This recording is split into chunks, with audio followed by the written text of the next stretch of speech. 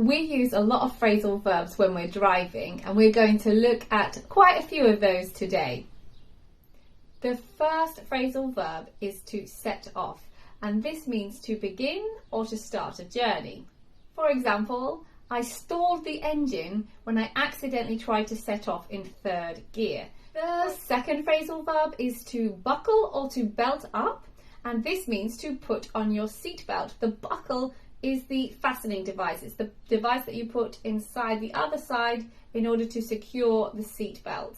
So you could say, when everyone's all buckled up, I'll set off. Number 3 is to back up. And you may be able to work out that this means to reverse. When we're talking about driving, it means to reverse. So you could say, if you ask me, it's easier to back up into that parking space than to drive into it. So you'll often have two different options if you're bay parking, and you can either drive into the space or back up into the space. And then it's usually easier when you set off again because you can just immediately drive out of the parking space. One of the most annoying things that can happen to you when you're on the road, and that is if you are cut up or cut off.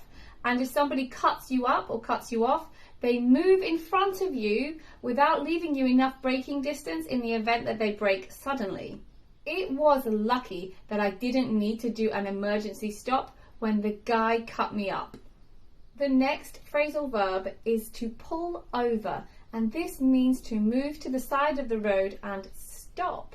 You must pull over if you want to answer your mobile phone, as in many countries it's illegal to talk on the phone while driving. 6 is to speed up, and this one's quite logical. It means to drive faster. For example, we're joining the motorway now, so you'll need to speed up. So you need to increase your speed to be able to join the traffic that is moving really fast on the motorway. 7 is the opposite. It is to slow down. The light is turning red up ahead, so you'll need to slow down a bit. Number 8 is to drive off, and this means to leave in a car. For example, they drove off without even saying goodbye, so they got in their car and drove off. 9 is to get in, and this means to enter a car. Remember, we use get in with a car because we have to sit down in it, and we use get on with other forms of transport such as a bus, a plane, a train, types of transport where you can stand up and usually walk around as well. So get in with a car. She got in the car and quickly drove off.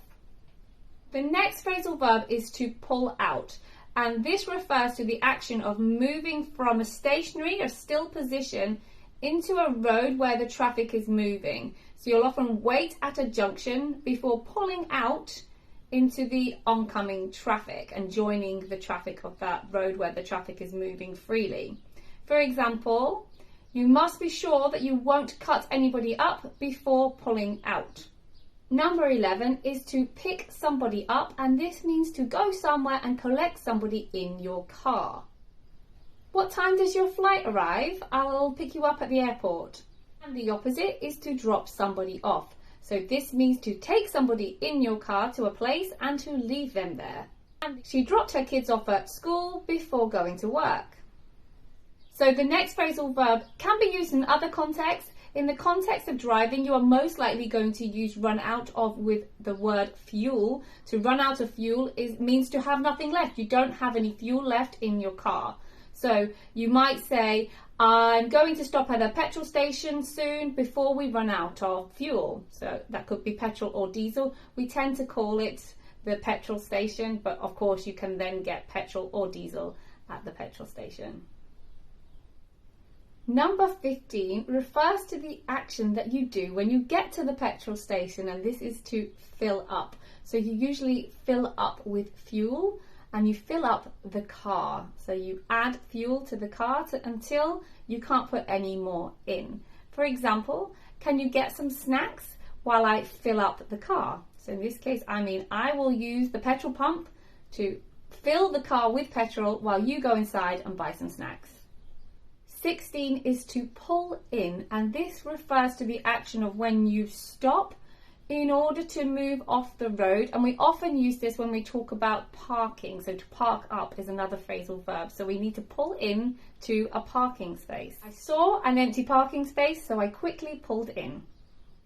The next phrasal verb is to cut in, and this means to find a space between cars while the cars are moving, so in moving traffic, and to move your car from one lane into the space that you have identified in the other lane.